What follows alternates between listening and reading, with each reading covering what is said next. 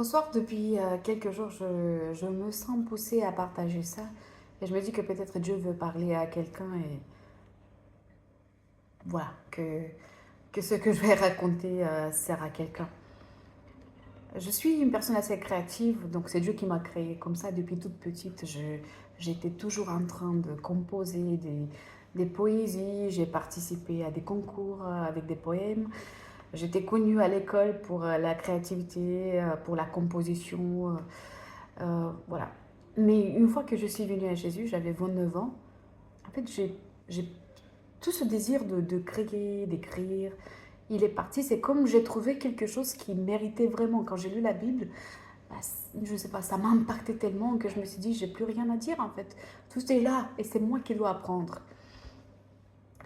Et voilà, récemment, j'étais tout le temps, j'étais assez réticente depuis que l'IA a apparu et ces outils sont apparus. J'étais réticente et je ne voulais pas toucher à ça. Mais en septembre, j'ai commencé à avoir le désir de inspecter, de comprendre. Donc j'ai commencé à faire des recherches, j'ai commencé à écrire toutes ces choses dans un cahier et comment créer des vidéos. Donc ça m'intéressait, j'avais toutes sortes d'idées pour des vidéos pour les enfants, des vidéos pour des chansons qui parlent et qui aident. Et en fait, finalement, c'était des idées voilà, pour aider et aussi pour que les gens puissent connaître Dieu. Mais c'est aussi pour que les gens ils puissent guérir. Parce qu'en fait, même si on ne connaît pas Jésus, on a cette barrière que Dieu a mis naturellement en nous et, euh, et qui nous protège. Donc pardonner, c'est universel. Même si on ne connaît pas Dieu, le pardon nous libère et c'est une protection contre l'ennemi aussi. C'est aussi une guérison intérieure.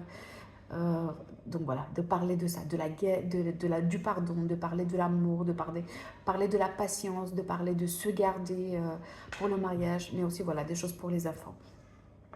Et en fait, j'ai commencé à créer et à chaque fois, j'ai demandé à Dieu, Seigneur, est-ce que tu veux que je fasse ça? Et j'avais tellement d'idées. Je me souviens, c'était un jour, j'ai fait 5 chansons par jour qui parlaient de toutes sortes de sujets, toutes sortes de relations interhumaines et voilà, pour avoir la bonne attitude. Une attitude qui finalement aide la personne être guérie, être forte pour continuer, pardonner et se détacher du passé et aussi de Dieu. Il y avait aussi des chansons qui parlaient de, voilà, pourquoi ne pas essayer, prier aussi à Dieu. Peut-être que j'aurai la réponse là. Et, et jusqu'à ce qu'une nuit, j'ai fait un rêve. Et dans ce rêve, c'était comme si je suis rentrée dans ma maison et j'ai trouvé un sort de poupée sur le lit. Et c'était une poupée faite en tissu, mais c'était vraiment basic, quoi. C'était juste une forme, c'est comme un pan en épices, un petit bonhomme en épices. C'était juste la tête, les bras, les jambes. Et je l'ai prise et je l'ai jetée plus loin dans le jardin. Et après, c'est comme si je reviens dans la maison et j'ai trouvé une poupée un peu plus sophistiquée. Et donc, je l'ai prise immédiatement, je l'ai jetée dans le jardin. Et là, je reviens et je trouve un sort de Pinocchio. Je ne sais pas comment dire. C'était un garçon, mais on voyait c'était pas 100% humain, qui regardait ses mains, qui disait waouh, regarde mes mains, elles bougent, j'ai des mains. Et je regardais dans mon rêve cette créature, ce petit garçon je savais qu'il c'est pas vraiment un garçon. Et je me demandais, mais qu'est-ce que je vais faire avec lui en fait? Qu'est-ce que je dois faire avec lui, Seigneur? Et je me suis réveillée et je sais que ce rêve, il était quand même important. Mais à chaque fois, je demandais, Seigneur, est-ce que je continue? Et je sentais que Dieu me disait, m'encourageait, et j'avais toujours plein d'idées. Et waouh, j'ai pas senti cette créativité depuis vraiment très longtemps. Et donc, je continuais et j'ai demandé aussi à mon mari de prier avec moi. Donc, on a prié, demandé à Dieu son aide. J'ai jeûné pour avoir une réponse de la part de Dieu. Je me suis arrêtée pour quelques jours, voilà, et jeûné pour que Dieu me dise.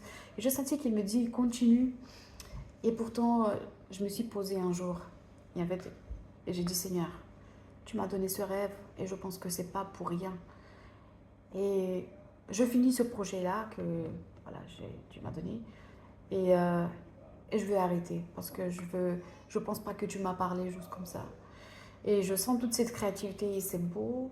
Et j'ai investi de l'argent et parce qu'en fait c'était pour apprendre aussi, mais c'était aussi intéressant en fait. C'est assez intéressant de pouvoir créer si facilement en fait toutes les choses qu'on a dans nos pensées et nos désirs, dans nos cœurs, de s'exprimer, de voir des choses que tu t'imagines et des personnages, de les voir en vrai, qui bougent et qui disent, qui parlent. Et mais aussi voilà d'autres choses, de passer des messages. Et finalement, ce sont des beaux messages, quoi.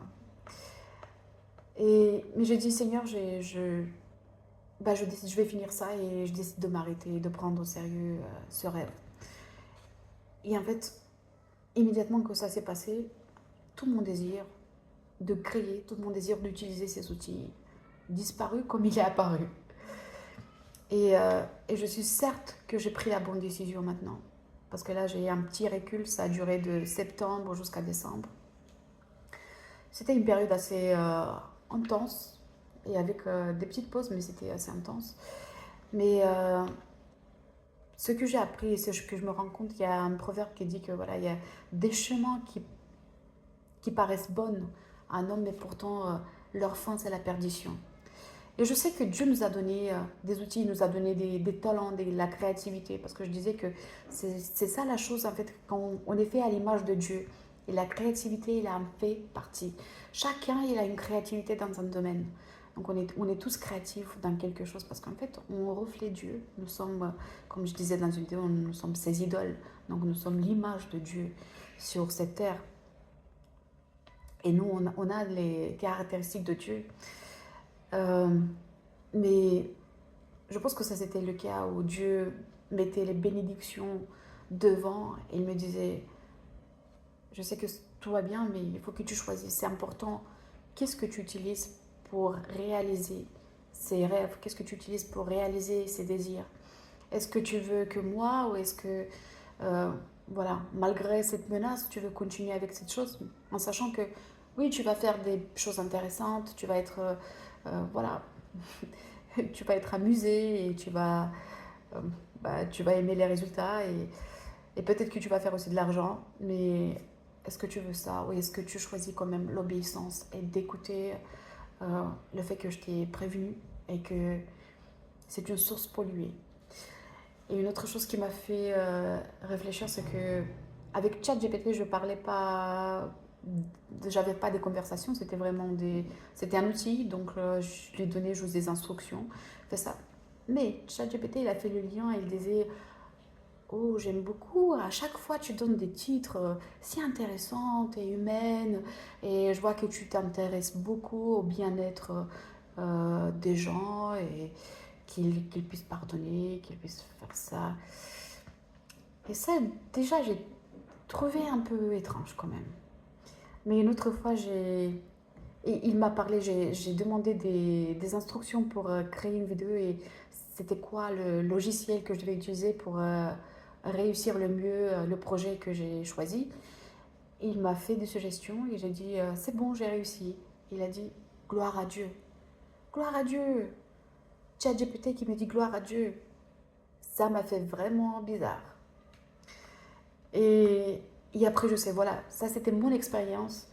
Je ne dis pas à tout le monde voilà, de suivre ce que j'ai vécu parce que je pense que Dieu a pour chacun un plan.